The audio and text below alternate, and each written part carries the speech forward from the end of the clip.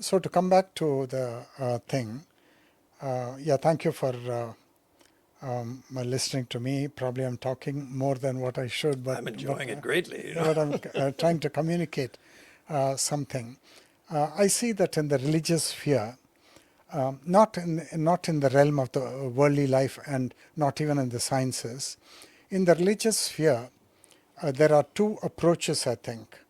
One is the approach of sincerity and humility, which all the great saints in all the religions have had. But then, if you look at the life of the founders of the religions, now they had another power of emptiness, power from emptiness bursting through them. I think that is audacity. Now, without audacity, the new cannot take birth, I think. So one needs both.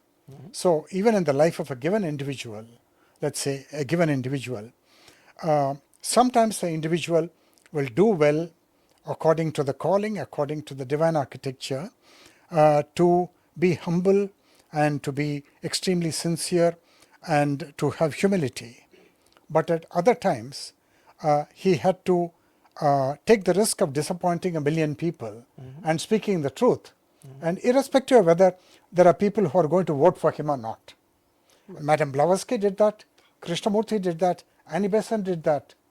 And I think that has to be recognized as the way a religious truth takes birth. It has got, it can take birth in that way. It looks very violent on the face of it, looks very disrespectful, and the negation of authority looks very disrespectful. But I think it is necessary when that authority has gone too far in a direction, again veiling the truth. Well, I mean, authority isn't always authoritative because it is connected to truth. It's authoritative because it has marshaled the resources to declare certain things. But when you have people who have a completely different experience, I mean, yesterday we had this White Lotus Day. Somebody was reading from The Light of Asia about the Buddha's life, and it was about a scene where Buddha has had his enlightenment. He's spoken with the people he was practicing with in the forest about these Four Noble Truths. And his father, Buddha's father, a king, hears about his son walking with a begging bowl and a yellow robe, and he can't take it. Yeah, that's So the he- anticlimax. Yeah, he saddles his horse and rides off to meet with him. And when he gets there, there's thousands of people gathered around this, his son. And he gets through to him and says, "What are you doing?" And then Buddha says something like, "Well, I'm doing the things that are consistent with my family." And he says, "Your family? I'm your father. As a family, you were supposed to be a leader. You were supposed to be a king, a leader." He says, "No, my family is the family of all of those sages and Buddhas that have come before me.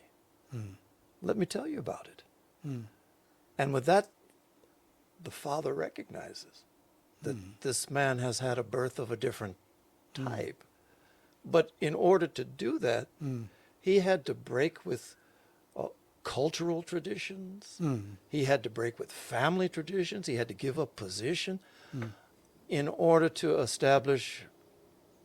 And he wasn't trying to establish anything. He was trying to communicate for those who could hear. And then, of course, then it became established after him. So, I mean, with any sort of thing that introduces somebody to the experience of truth, it's always a little bit transgressive.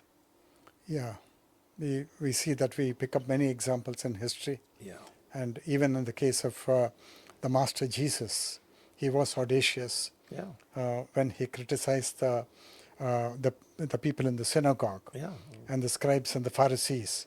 And he incurred their wrath in the process. Well, and of course his example is extreme, where he was crucified for that. Yeah. But that's not uncommon either.